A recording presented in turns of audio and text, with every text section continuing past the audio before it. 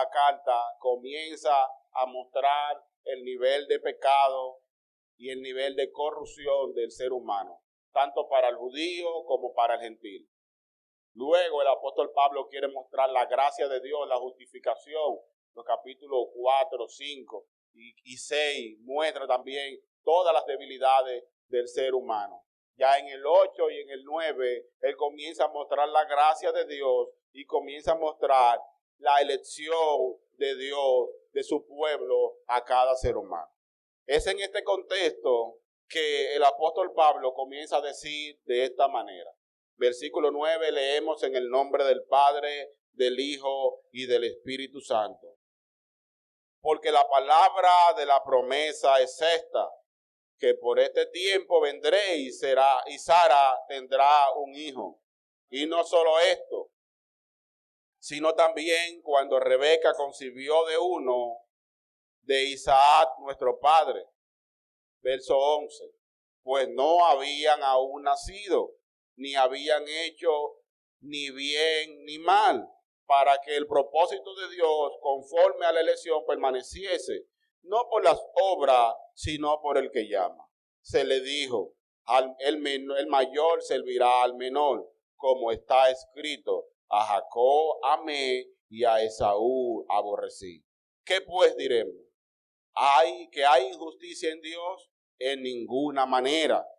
Pues a Moisés dice: tendré misericordia del que yo tenga misericordia, y me compadeceré del que yo me compadezca. Así que no depende, oiga esto, así que no depende del que quiere, ni del que corre, sino de Dios, que tiene misericordia. Porque las Escrituras dice a Faraón: para esto mismo te he levantado, para mostrar en ti mi poder y para que mi nombre sea anunciado por toda la tierra. De manera que de quien quiere tiene misericordia y de quien quiere endurecer, endurece. Dios del cielo, gracias. Estas son tus palabras, Señor, que hemos leído.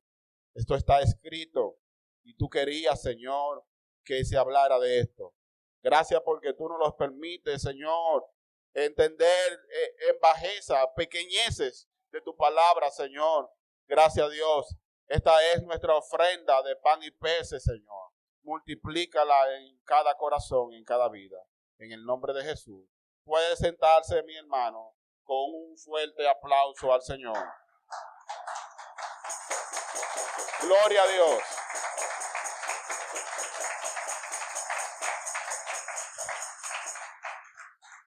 Bien, el tema que nos ocupa en esta mañana, el tema que nos toca hablar es hablar sobre la soberanía de Dios en la salvación. Y de manera magistral, los pasados expositores, nuestro hermano David y nuestro hermano Pablo, han estado exponiendo esta carta, estos temas. Y David decía que Dios tiene el control de todas las cosas, que Dios es nuestro Padre y que Él está sentado en un trono alto y sublime, que Dios dirige cada partícula, cada átomo de esta tierra está en control de Dios, que nada se ha salido de control, sino que Dios gobierna desde los cielos toda la creación y toda la humanidad. Nuestro hermano Pablo luego dice, un poquito más específico voy a hacer y voy a hablar sobre la soberanía de Dios en cada criatura. O sea, Dios está controlando desde los animales hasta el ser humano. Dios tiene control de cada pelo, cada cabello que tenemos en nuestras cabezas. Y si Él tiene control de esas cosas tan pequeñas, tan diminutas y en muchos sentidos quizás tan insignificantes, Dios tiene control de las cosas grandes que a ti y a mí nos ocupan. Y si Dios tiene control de esas cosas, ¿cómo Dios no va a tener control de la salvación tuya y de la salvación mía? Es por eso, mis hermanos, que a través de este tema de la soberanía de Dios en la salvación, hay muchas discusiones. Toda la era del cristianismo está llena de discusiones y de temas, de fricción en cuanto a este tema. En cuanto si Dios elige a alguien para salvación y Dios elige a alguien para condenación. Esto es algo que no es nuevo, no es algo que nosotros lo estamos descubriendo ahora, no. Siempre el ser humano ha tenido conflicto con este tema. Inicialmente en los años 300 y algo, casi 400, Agustín tuvo una discusión con Pelagio sobre este tema. Juan Calvino con Jacobo Arminio. Este es un tema que ha venido teniendo ciertos niveles de confrontación entre los cristianos. Algunos creen que Dios no elige a nadie, sino que Dios solamente ve que tú le vas a elegir y por esa elección Él te elige a ti. Otros creen que Dios te toma desde antes de la fundación del mundo y Dios hace todo y mueve todo para que tú creas y puedas confiar en Él. Mis hermanos, aceptar la predestinación, este tema realmente así se le llama, la predestinación. Aceptarlo más que cualquier cosa requiere de humildad. Requiere que nosotros seamos humildes y sencillos ante esto. No es un problema doctrinal que tiene la Biblia, es un problema de humildad que nosotros tenemos. Es un problema de poder decir, Dios lo ha hecho todo y Él es soberano para hacer lo que Él quiera con su poder. Es por eso que cuando la Biblia relata, Jesús narra una parábola hablando sobre unos hombres que trabajaron todo el día y a uno le dio 10 y a uno le dio 20. Recibieron todos igual la misma bendición, el mismo pago. Y uno de ellos dice, oye, pero nosotros llegamos primero. Jesús el dueño de la obra le dice claramente, no, tranquilo, yo hago lo que yo quiera con los míos. Tú no me puedes decir a mí cuánto yo tengo que darle a Isael, cuánto yo tengo que darle a Mili, sino que yo tengo el control de hacer lo que yo quiera con los míos. Así es Dios, mis hermanos. Debemos de ser también humildes nosotros, de poder entender a quienes no comprenden este tema. Esto es normal, esto es parte del ser humano. Así que, hermano, yo quiero en esta mañana, de alguna manera, presentar este sermón en 3 partes. La primera es presentar la doctrina de la predestinación y presentar la doctrina de la elección de Dios sobre el ser humano. Lo segundo es, quiero presentar algunas objeciones que esto nos genera, porque es justo que nos genere algunas objeciones, que digamos, pero Dios no pudiera elegir a alguien porque es injusto. Todo eso lo vamos a ver. Y al final quiero presentar algunos principios prácticos que esta doctrina nos genera. El tema de la elección, mis hermanos, el tema de la doctrina de la predestinación es un tema bíblico. Cuando usted anda por la Biblia, se va a encontrar en toda parte de las Escrituras, usted se va a encontrar a Dios eligiendo hombres y a mujeres. Si usted comienza a leer Génesis, se va a encontrar que Dios bendijo la ofrenda de Abel por encima de la de Caín. Si usted sigue más para adelante, se va a encontrar que Dios puede seleccionar a un hombre por encima de otro. Dios llama a Moisés. Si usted sigue leyendo, se va a encontrar que Dios desecha a Esaú y escoge a David. Pero si usted sigue escudriñando, se va a encontrar que Dios le dice a Jeremías, antes que te formase, yo te llamé y te di por profeta a las naciones. O sea, eso es un tema que Dios lo habla en todas las escrituras. Sin embargo, por ejemplo, usted también puede ver que Dios elige una tribu en medio del pueblo de Israel. Dios elige a Israel y en medio de esta tribu, en medio de 12 tribus, Dios también escoge una tribu para la gloria y la honra, que era la tribu de Leví. Así que, mis hermanos, es un tema que está en la Biblia. Aquí el apóstol Pablo quiere presentarnos un evento sumamente extraño, sumamente raro. El apóstol Pablo nos presenta 2 hermanos, 2 mellizos que vienen vientre de su madre. Vienen esos 2 mellizos. Y el apóstol Pablo dice que Dios puede escoger entre uno y en otro. Dice la Biblia que estos 2 mellizos venían ahí juntos. Pertenecían al mismo vientre. Eran la misma madre. Era el mismo padre. Tenían la misma cultura. Tenían todo lo igual, no había diferencia entre uno y otro. Sin embargo, dice la Biblia, vaya al versículo 9 conmigo, por favor. Necesito que mantenga su Biblia ahí. porque la vamos a usar mucho. Porque la palabra de la promesa es esta: por este tiempo vendré y Sara tendrá un hijo. Y no solo esto, sino también cuando Rebeca concibió a uno de Isaac, nuestro padre. Oiga lo que él presenta aquí. Pues no habían nacido, ni habían hecho ni bien ni mal, para que el propósito de Dios conforme a la elección permaneciese, no por las obras, sino por el que llama. Primero es que él dice que no habían nacido, no habían hecho ni bien ni mal. O sea que Dios no lo estaba mirando por las obras que ellos pudieran haber hecho. El apóstol quiere descartar todas las obras humanas. El apóstol está interesado en que se quede en nuestra cabeza que no es por obra. Él lo dice, no habían hecho ni bien ni mal cuando ya Dios había escogido a uno y había desechado a otro. Esto es lo que dice ahí. Pues no había nacido, ni habían hecho ni bien ni mal. La elección de Dios, mis hermanos, está por encima de nuestras obras. Dice un escritor, ¿cómo podemos decir que el que Dios tenga misericordia es inútil a menos que nosotros también queramos? Si Dios tiene misericordia de nosotros, estaremos dispuestos.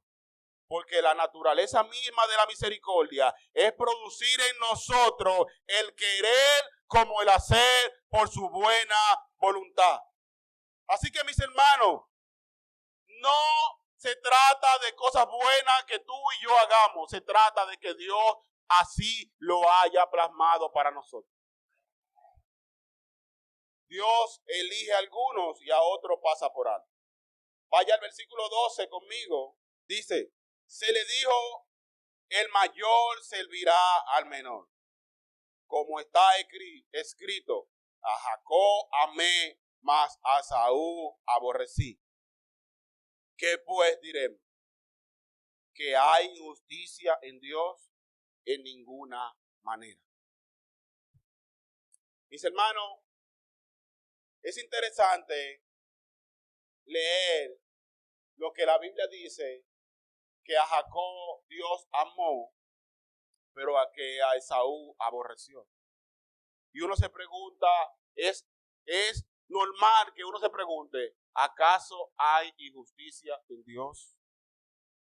Y el apóstol Pablo, como un gran maestro, también se hace la pregunta, ¿acaso hay injusticia en Dios? Aquí está el problema de esta doctrina con nosotros. Aquí está el problema de la predestinación o la aparente injusticia de Dios. El problema de nosotros es que tenemos la idea de que la misericordia de Dios es obligatoria. Cuando usted y yo nos quitamos el chi de que Dios no nos tiene que dar obligatoriamente misericordia, entonces vamos a comprender que lo único que nos corresponde a nosotros es justicia. Cuando usted se pregunta, pero es injusto que Dios escoja a uno y deseche a otro, también entonces Dios le dirá, ¿tú quieres la justicia? Porque si realmente tú quieres justicia, lo que te toca es castigo eterno por tus pecados. Sin embargo, Dios ha decidido otorgar misericordia a uno, aunque pase por alto a otro. Dios ha decidido en su soberanía como un Dios todopoderoso otorgar misericordia a ti, hermano, que está ahí, y quizás desechar a otro que no está ahí. Bendito sea el Señor. Lo que realmente nos corresponde es justicia. Pero Dios puede otorgar misericordia a quien Él quiera. Y es interesante que el apóstol Pablo se haga esta pregunta. Porque si él se hace la pregunta, ¿acaso hay injusticia en Dios? Significa que él no está pensando en una postura de preconocimiento. ¿Qué dice la postura del preconocimiento? La postura del preconocimiento dice, Dios elige a los seres humanos porque Él sabe que en algún momento ellos lo van a elegir a Él. Es como que yo diga, yo elegí a David porque yo conozco que en la historia de David, en algún momento Él me va a elegir a mí. Pero el apóstol Pablo se hace esta pregunta y él no apela directamente al preconocimiento. Si en algún momento la Biblia hablara de preconocimiento, debiera ser ahí. Si la Biblia quisiera mostrarnos que Dios tiene un preconocimiento de que nosotros lo vamos a elegir y por eso Él nos elige a nosotros, entonces lo plasmara aquí. Y el apóstol Pablo dijera, ¿acaso hay injusticia en Dios? Pues no, en ninguna manera. ¿Por qué? Porque Dios sabe que en algún momento tú le ibas a elegir. Pero no es esto lo que el apóstol Pablo hace. Miren lo que él hace. Él apela directamente a la misericordia de Dios, a la prerrogativa de Dios de poder otorgar misericordia a quien Él quiera y no darle misericordia a quien Él no quiera. Miren lo que Él dice en el versículo 15. Pues a Moisés dice, tendré misericordia del que yo tenga misericordia y punto. Y me compadeceré del que yo me compadezca. Él pudiera haber dicho ahí, no. Él no es injusto, porque es que Dios sabe que tú lo vas a elegir. No. Pero Él dice, ¿acaso hay justicia en Dios? No, en ninguna manera. Porque Dios dice, yo tendré misericordia del que yo tenga misericordia. O sea que Dios está diciendo aquí claramente que Él está dispuesto a dar misericordia a aquello que Él quiera dar misericordia. Porque Él es soberano sobre toda la creación y Dios puede hacer lo que Él quiera con su propia misericordia. Aleluya. Dios quiere mostrar su soberanía, mis hermanos. Simple y llanamente. Dios quiere mostrar su soberanía en todo lo que Él hace. Dios no te debe misericordia. La misericordia para ti es un regalo, es parte de la gracia. Dios no te la debe. Si algo te debe a ti Dios es justicia. Si algo tú tienes bueno, algo que Dios ha visto en ti, solamente es pecado. Lo único que Dios ha visto en ti es tu pecado. Busque conmigo Salmo 32. Salmo 32, verso 1. Y el verso 2 dice. ¿Ya lo tienen? Bienaventurado, o sea, dichoso aquel cuya transgresión ha sido perdonada y cubierto sus pecados. Bienaventurado el hombre a quien Jehová no inculpa de iniquidad y en cuyo espíritu no hay engaño. ¿Usted sabe lo que está diciendo? Dichoso el hombre a quien Jehová no le tome en cuenta sus pecados. Es una dicha. Es una gracia porque Dios no lo ha hecho con todo el mundo. Usted lo puede entender así. Bienaventurado o dichoso aquel cuya transgresión ha sido perdonada. El salmista sabía que esta gracia del perdón no había sido derramada sobre todo el mundo, sino que estaba sobre él. Y por eso él dice, bienaventurado el hombre a quien Jehová no culpa de iniquidad. Vaya conmigo al versículo 16 de Romanos 9. Y este es el mayor argumento. Este es el toque de gracia del apóstol en contra del preconocimiento. El apóstol Pablo quiere dar un toque definitivo y decir, no es porque Dios sabía que tú lo ibas a elegir a él. No. Él quiere dar un toque de gracia. Y dice, mi conclusión es, así que no depende del que quiere, ni del que corre, sino de Dios que tiene misericordia. Oh, hermano, no ha dependido de ti. No fuiste tú que quisiste estar ahí. No fuiste tú que planeaste un día aceptar a Cristo. Quitemos este lenguaje de nosotros. Cuando yo acepté a Cristo, no. Cristo te trajo y te hizo acepto para Él. Aleluya. Oh, gloria a Dios. Así que no depende del que quiere. Porque al final en el mundo nadie quiere. Hace unos días, el viernes, estamos en una bomba de gas, yo y un hermano de aquí de la iglesia, de gasolina. Y hay un señor que nos está pidiendo dinero, menudo, algo. Y estamos buscando y realmente no encontramos. Yo a veces dejo algo en la guagua ahí, estoy buscando. Y cuando nosotros lo que tenemos ahí, él nos está haciendo señas de que tiene hambre. Denos algo, porque tenemos hambre. Nosotros tenemos pan. pero queremos darle algo de dinero, no lo tenemos. ¿Qué pasa? Que cuando, bueno, él tiene hambre. Mire, don, se lo damos en una funda bien decente. Pero él estaba muy humilde en el momento de pedir el dinero. Cuando le pasamos, don, no tenemos, tengo ese pan. Agarró el pan, lo tiró arriba de la guagua. Y yo solamente me llegó esto. Así mismo somos nosotros delante de Dios. No es que nosotros estábamos, Señor, sálvame. Señor, sálvame, ten misericordia de mí. No. Fue que Dios fue y nos trajo. Nosotros no era que estábamos pidiendo, no. El pan nosotros lo desechábamos. El hecho de que hoy tú puedas disfrutar el pan de la palabra de Dios significa que Dios te ha llamado desde antes de la fundación del mundo. Así que no depende del que quiere ni del que corre. Aquellos que el Señor quiere que se conviertan, lo convierte Él mismo.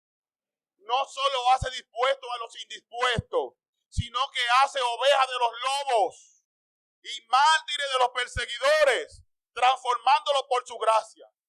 La naturaleza de la bondad divina no solamente es abrir la puerta a los que llaman a la puerta, sino hacerle que llamen y que pidan. Esa es la naturaleza de la bondad divina. La bondad divina no es que tú vienes y le tocas, Señor, ábreme. No. Es que Él te hace que tú le toques y Él te abre. Bendito sea el Señor. Busque Romano 10, ahí mismo, 10:20.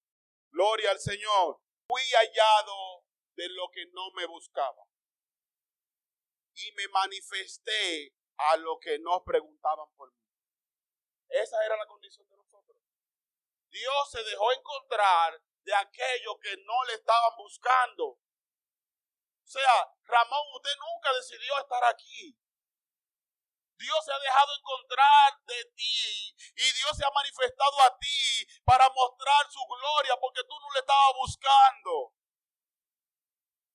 El verso 18 del 9 dice, de manera, otra conclusión del apóstol Pablo, de manera que de quien quiere tiene misericordia y al que quiere endurecer, endurece.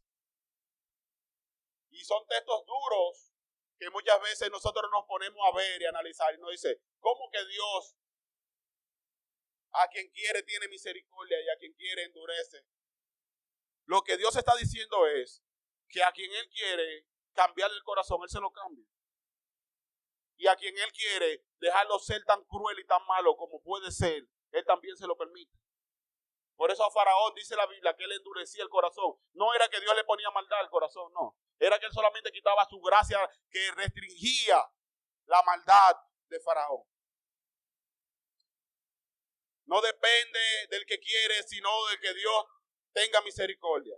Así que si Dios quiere, tú vas a querer. Porque nunca de Dios ha brotado una gota de misericordia en vano. Nunca ha caído una gota de misericordia al suelo que no haya tenido su eficacia. Y nosotros nos preguntamos, sí, pero Jesús en algún momento habló sobre esto. Busque el libro de Juan, capítulo 6. Juan 6. Jesús habló alguna vez de la elección divina. Si Dios escoge a alguien, si Dios desecha a otro. Bendito sea el Señor. 6, verso 37 dice. Ya lo tenemos. Todo lo que el Padre me da. Verso 37. Todo lo que el Padre me da, vendrá a mí. Y el que a mí viene, no le echo fuera. Verso 43 dice, Jesús respondió y le dijo, no murmuréis entre nosotros. Ninguno puede venir a mí, oiga lo que dice el Padre, Jesús. Ninguno puede venir a mí si el Padre que me envió no le trajere. Y yo le resucitaré en el día postrero.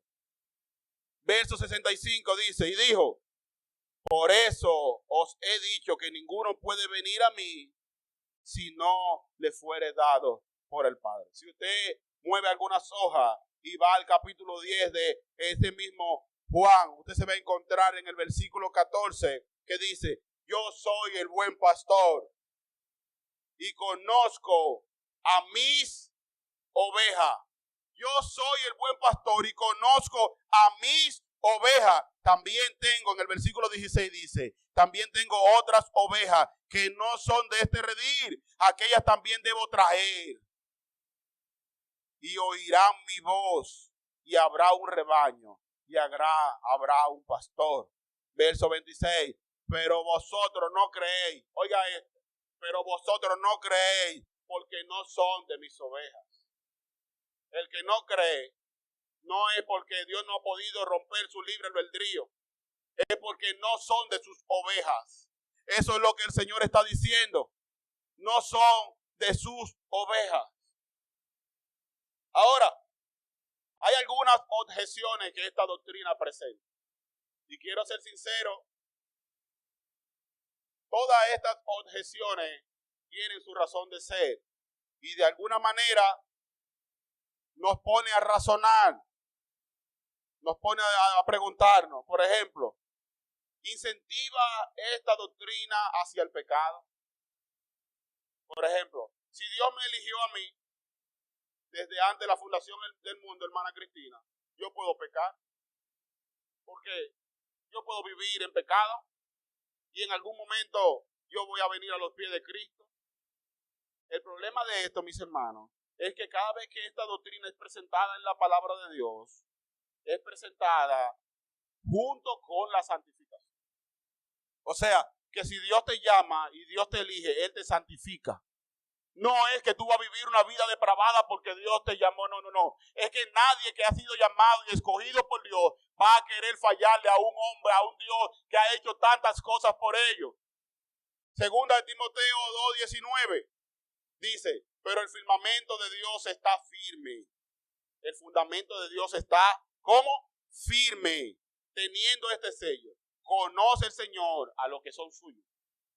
Oiga lo que dice, apártese de iniquidad todo aquel que invoca el nombre del Señor. ¿Conoce el Señor a los que son suyos? ¿Él lo conoce, sí o no? Entonces, apártese de iniquidad todo aquel que invoca el nombre del Señor. Segunda de Tesalonicenses 2:13 dice, pero vosotros debemos dar gracias siempre a Dios respecto a vosotros, hermanos amados por el Señor, de que Dios os haya escogido desde el principio para salvación. Debemos dar gracias a Dios porque Dios nos ha escogido desde el principio para salvación, mediante la santificación por el Espíritu y la fe en la verdad. Y el versículo 15 es interesante porque dice, así que hermanos, está firme, retened la doctrina que habéis aprendido, sea por la palabra o sea por carta. Lo que el apóstol le está diciendo, sí, es verdad. Damos gracias a Dios porque Él nos escogió desde antes de la fundación del mundo. Pero también retengamos la doctrina de la palabra de Dios. Esto es lo que esta doctrina presenta. Nos manda, nos dice que creamos que Dios nos ha escogido desde antes de la fundación del mundo, pero también nos inspira a ser santos porque Dios es santo. Otra objeción que se le presenta a esta doctrina es que muchas veces se dice, bueno, si Dios escogió a las personas que están en el mundo, ¿para qué tenemos que predicar? O sea, mata el evangelismo. Acaba con el evangelismo. Pero el problema es que a veces nosotros no queremos entender que Dios, de alguna manera, hace su elección y escoge, pero también Él escoge los medios de salvación. Los medios de salvación es por la predicación de la palabra. Él nos llamó a predicar la palabra de Dios. La predicación es el medio que Dios escogió para salvar a sus escogidos, simple y llanamente. Esto debe de alguna manera incentivarnos, porque cuando vemos un mendigo en la calle, cuando vemos un perdido, cuando vemos una persona en vicio, cuando vemos una persona en prostitución, debemos de pensar, ahí puede estar un llamado de Dios, un escogido de Dios. Esto debería inspirarnos para predicar a todo lugar, en todo momento, porque Dios así lo ha querido. ¿Cuánta gente está ahí? Mis hermanos, usted se pone a analizar la salvación, cómo ha llegado a nosotros y no tiene explicación. Gente que usted puede decir, vamos a regalar, por ejemplo, la hermana Alba que testificaba que a través de una Biblia, Dios le habló a ella. ¿Qué pudiéramos decir? Vamos a repartirle Biblia a todo el mundo. Pero no pasa así con todo. Es que Dios a quien quiere da misericordia. Es Dios quien lo hace. No hay un método para salvar. No. Dios así lo ha querido. Ser soberano en cuanto a todo el proceso de salvación. Dios lo hace todo. ¿Y nosotros qué ponemos? Nuestros pecados. El hecho de saber que no estamos predicando en vano también debe de inspirarnos. Por ejemplo, muchas veces uno predica y uno piensa que está predicando al aire. Uno dice, wow, ¿será que alguien me está escuchando? ¿Será que la persona me está poniendo atención? No. Usted, si entiende esto, va a predicar sabiendo que usted posiblemente le está predicando a un alma que aunque sean 5 años, eso le va a repercutir. Bendito sea el Señor. Entonces, la última objeción que quiero presentar es la siguiente. La Biblia habla de su amor para todo el mundo. ¿Cuál es el texto favorito? Juan 3:16. ¿Qué dice Juan 3:16? Porque de tal manera amó Dios al mundo que ha dado a su Hijo unigénito para que todo aquel que en él cree no se pierda, mas tenga vida eterna. Dios ha dado su amor para todo el mundo, dice. El problema es que nosotros tenemos ahí 2 palabras interesantes. Mundo y creer. Si nos llevamos de que Dios ha dado su amor para todo el mundo en este texto, vamos a tener la dificultad con el mismo libro de Juan, versículo 16, verso 8, que dice, y cuando venga, hablando del Espíritu Santo, y cuando venga el Consolador, convencerá al mundo de pecado, de justicia y de juicio. Yo me pregunto, ¿acaso ha fallado el trabajo del Espíritu Santo en convencer al mundo de pecado?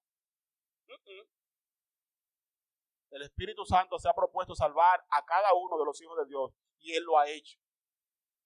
¿Cae gente en el infierno? Sí. ¿El Espíritu Santo falló en eso? No. ¿Tendríamos problemas con este texto?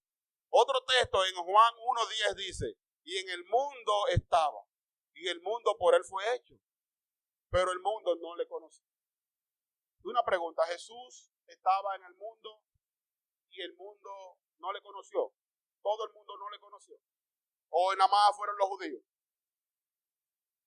Los judíos no le conocieron, pero ahí dice que el mundo no le conoció. Sin embargo, esto nos da a decir que la connotación de la palabra mundo no siempre significa que Dios está hablando del globo terráqueo, incluyendo a todos los seres humanos. Y el otro problema es la palabra creer de Juan 3:16.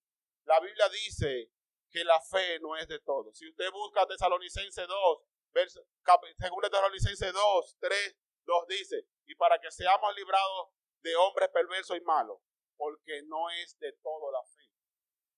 No es de todo la fe. Y la historia lo ha demostrado, que no es de todo la fe. Yo quisiera, mis hermanos, concluir con algunos principios prácticos. Y quiero que aquí ponga toda su atención. Saber que Dios ha tenido misericordia de nosotros debe producir un gozo inagotable. Saber que Dios pudo habernos desechado en otro tiempo, pero Él nos ha amado, debe producir un gozo inagotable, inalterable en nosotros. Debe de producir un gozo el saber que entre 10 hermanos Dios me eligió a mí. Tiene que producir gozo. Saber que un sector, tanta gente perdiéndose y Dios te escogió a ti, tiene que mostrarte alegría. Tiene que decir gloria a Dios por los siglos de los siglos. Aleluya, hermano. Miren, cuando usted ve este mundo cayéndose a pedazos, todo el mundo pervertido, cada persona va de continuo al mal y usted tiene que enderezando sus pasos a través de la palabra de Dios. ¿Fue usted que lo quiso? No. Dios así lo ha querido y lo ha hecho contigo. ¡Aleluya!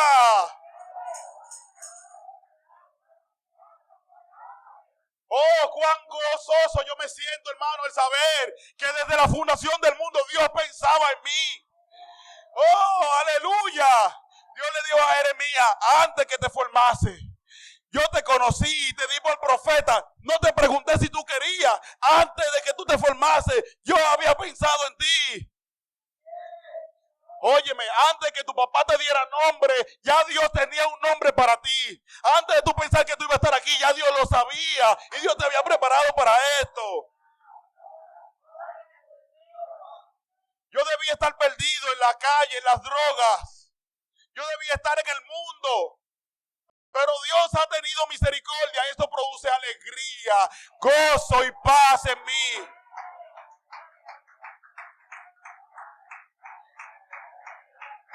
Ahora, esto también cambia el temor de perder la salvación por la seguridad de la salvación. Óigame, si usted comprende que Dios le ha llamado desde la fundación del mundo, usted no va a vivir con ese miedo de que si yo me quedo. Usted va a saber que Dios, el mismo que lo llamó desde el principio, Él es fiel para guardarlo hasta el final. Él es fiel para guardarlo hasta el último día. Aún cayéndote, aún débil, aún con todas las cosas, Dios es fiel. Óigame, ese miedo es sustituido cuando tú entiendes que Dios lo ha hecho todo por ti.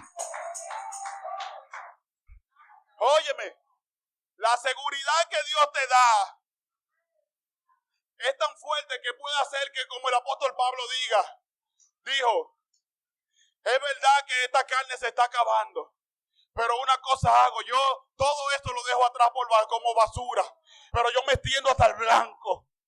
Es verdad que hay debilidades, que yo tengo días que no quiero nada, pero yo sé que mi Padre está en los cielos y que Él lo va a hacer conmigo.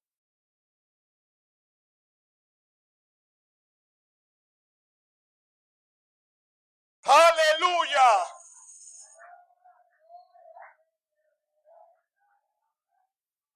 Muchos de los problemas nuestros, de la falta de gratitud, es porque no entendemos que Dios con nosotros ha tenido un gesto mayor de misericordia que la que ha tenido con el mundo. O sea, que si usted entiende que Dios le ha llamado desde el vientre de su madre, desde antes del vientre, porque David dijo, oiga lo que David dice, mi embrión vieron tus ojos. Y en tu libro estaba escrito todas las cosas que yo iba a vivir en esta tierra. Si usted comprende esto, usted va a vivir totalmente agradecido. Esto va a crear un nivel de gratitud que sale solito. Bendito sea el Señor.